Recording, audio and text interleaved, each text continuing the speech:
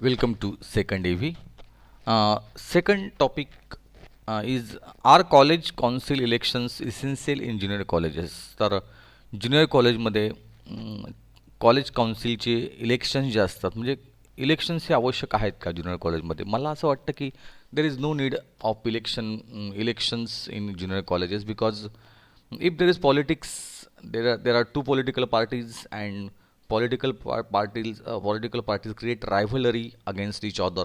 So I don't think that in junior colleges there should be council elections. तर कुठले असे council election नसावेत ही एक बाजू झाली. जर if it should be there, जर असले तर त्या ठिकाणी त्याचे काय फायदे आहेत? तर if the college council elections train the students to take up leadership roles, तर जर असले तर त्या ठिकाणी लिडरशिप जी आहे ती क्वालिटी त्या ठिकाणी डेव्हलप होऊ शकते सगळ्यात महत्त्वाचं. आणि सगळ्यात महत्त्वाचे अजून जर विचार केला आपण तर सगळ्यात महत्त्वाचं काय आहे तर त्या ठिकाणी आपल्याला एक डिसिजिव्ह पॉवर जी असते ती पण त्या ठिकाणी येते, लिडरशिप क्वालिटी येते, एकमेकांमधली चांगली अशी सहकार्याची भावना डेव्हलप होऊ शकते. तर इलेक्शनच्या चांगल्या आणि वाईट दोघंही बाजू आहेत. तर इलेक्शन पण मला असं वाटतं there should not be election in college, junior colleges generally. Is cellphone a need of the times पुढे आलेला आहे की खरंच सेलफोन जे आहे आजचा जो मोबाईल फोन आहे तो काळाची गरज आहे का? तर त्याच्या पण दोन बाजू आहेत की S, cellphone is a need of the times, खरंच काळाची गरज आहे. Because without a phone many feel crippled as it is one of the important source of data and also source of knowledge. तर नॉलेजच्या दृष्टिकोनातून असेल किंवा माहितीच्या दृष्टिकोनातून असेल किंवा एंटरटेनमेंट असेल किंवा कुठल्याही पद्धतीने फोन हा अतिशय इसेन्शियल आहे. त्याची दुसरी बाजू काय आहे तर it it effects badly on our health. तर त्याचे वाईट परिणामसुद्धा जर सातत्याने मोबाईल आपण वापरत असू तर त्याचे वाईट परिणामसुद्धा होऊ शकतात आणि ते धोकेदायक आहे असंही त्या ठिकाणी आपण म्हणू शकतो. तर कॉलेज सेलफोन हे येस म्हटलं तर योग्य आहे, ठीक आहे. Should the earn and learn concept be made mandatory for students, तर विद्यार्थ्यांसाठी त्या ठिकाणी अर्न आणि लर्न ही कन्सेप्ट जी आहे ती कंपल्सरी मॅन्डेटरी करायला, मॅन्डेटरी म्हणजे बंधनकारक, कंपल्सरी किंवा मॅन्डेटरी करायला पाहिजे का? शिका, कमवा आणि शिका, अगदी बरोबर करायलाच पाहिजे. As it can make the students economically independent, आणि जर असं झालं तर मुलं इकॉनॉमिकली इंडिपेंडंट बनतील. It can develop perseverance among students. Students will be aware of the values of money and hard work, तर अगदी बरोबर आहे, पैशांचं महत्त्व कळेल. त्या ठिकाणी मुलं इंडिपेंडंट होतील, मुलं स्वतंत्र पद्धतीने त्या ठिकाणी सक्षम होतील, मुलांची कष्ट करण्याची क्षमता वाढेल, त्यांचे परसिव्हिरन्स वाढेल. आणि अर्न आणि लर्न हे तर मला खूपच त्या ठिकाणी कमवा आणि शिका हे अतिशय महत्त्वाचं तत्त्व आहे आणि ते पाळलंच गेले पाहिजे. त्याच्यात नकारार्थी अशी बाजू घेण्याचं कारणच नाही. तर yes, it should be important for our career also. So earn and learn concept be made mandatory for students, तर ती विद्यार्थ्यांना कंपल्सरी करावी. या पद्धतीने आपण काही गोष्टी ज्या आहेत त्या इथल्या आईस ब्रेकरमध्ये पूर्ण केल्या आहेत. पुढे आपण जाऊया. नेक्स्ट टॉपिक जो आपला आहे तो expansion of ideas. Expansion of idea is to elaborate an idea in a paragraph form. तर एक्सपेन्शन ऑफ आयडियाज म्हणजे काय? तर एखादी गोष्टी जी असते तिचं एक्सपन्शन करायचं, तिला वाढवायचं, तिला इलॅबोरेट करायचं. Expansion of idea is to elaborate an idea in a paragraph form. तर एखाद्या संकल्पनेला एखाद्या पॅरेग्राफमध्ये मांडणं त्याला असं म्हणतात. एखादी गोष्ट तिचं विस्तृतीकरण करणं त्याला म्हणतात एक्सपेन्शन ऑफ आयडियाज. एखादी कल्पना तिचं डिटेल्स सादरीकरण करणं. आता पॅरेग्राफ काय आहे? Paragraph is necessarily a series of connected sentences which develops one topic sentence. तर तर पॅरेग्राफ काय आहे? तर अनेक असे कनेक्टेड सेंटेन्सेस आहेत, त्यांचं एक सिरीज आहे आणि एक टॉपिक सेंटेन्स असतो, एक विशिष्ट असा विषयाचा टॉपिक सेंटेन्स त्याला म्हणतात, विषयाचा एक एक वाक्य.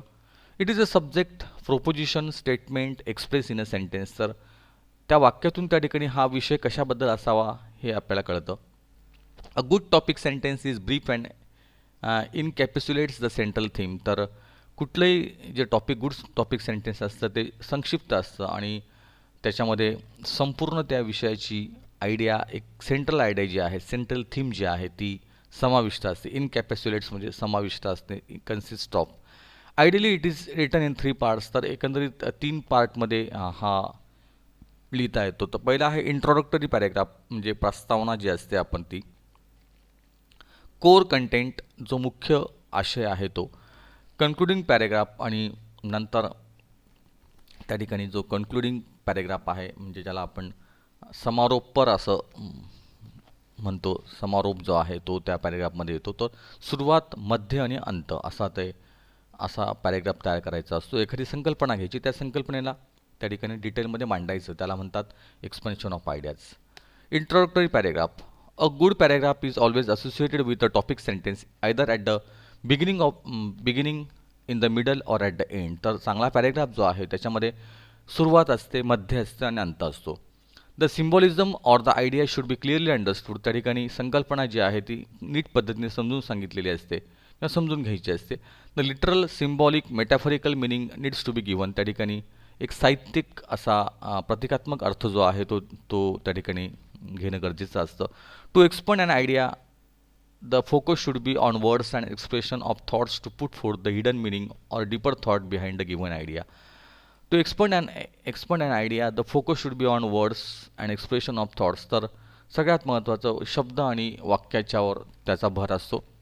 To put forth the hidden meaning or deeper thought behind the given idea. तर एक लपलेला अर्थ असेल किंवा जी संकल्पना आहे तिचा एक खोलवर अर्थ त्या ठिकाणी मांडलेला असतो. In short, the given idea needs to be well evaluated and interpreted accordingly. तर अशा पद्धतीने एक संकल्पना जी असते तिचं एक चांगल्या पद्धतीने मूल्यमापन केलं जातं, तिला एक प्रकारे चांगल्या पद्धतीने समजून घेतलं जातं. तर हा पॅरेग्राफ जो आहे.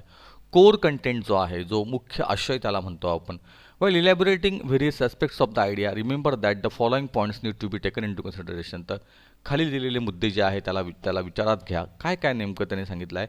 Explore perspectives, give instances and anecdotes. तर त्या ठिकाणी एक नवीन दृष्टिकोन शोधा, त्याची उदाहरणं द्या. इन्स्टन्सेस म्हणजे उदाहरणं द्या.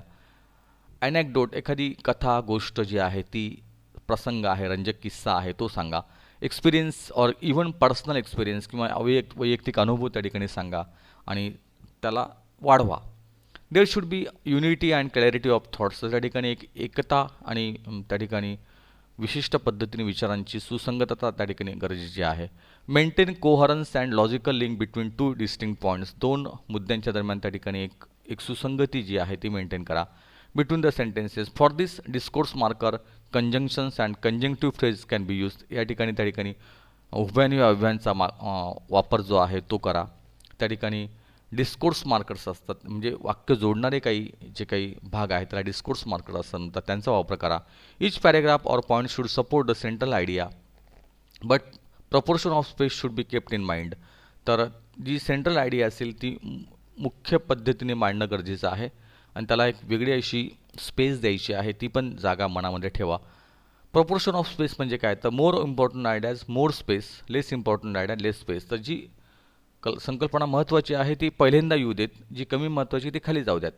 Proportion of emphasis is an important aspect. It simply means keeping the principal subject in place of prominence throughout the paragraph. तर proportion of emphasis is an important aspect. तर किती प्रमाणात आपल्याला ते महत्त्वाचं मांडायचं आहे ते पण लक्षात घेतलं पाहिजे. It simply means keeping the principal subject in place of prominence throughout the paragraph. तर विषयाचा त्या ठिकाणी आवाका लक्षात घेऊन त्या ठिकाणी आपल्याला किती त्याच्यावर भर द्यायचा आहे ते लक्षात घेणं महत्त्वाचं आहे. Avoid too many ideas. जास्त संकल्पना त्याच्यात ॲड करू नका.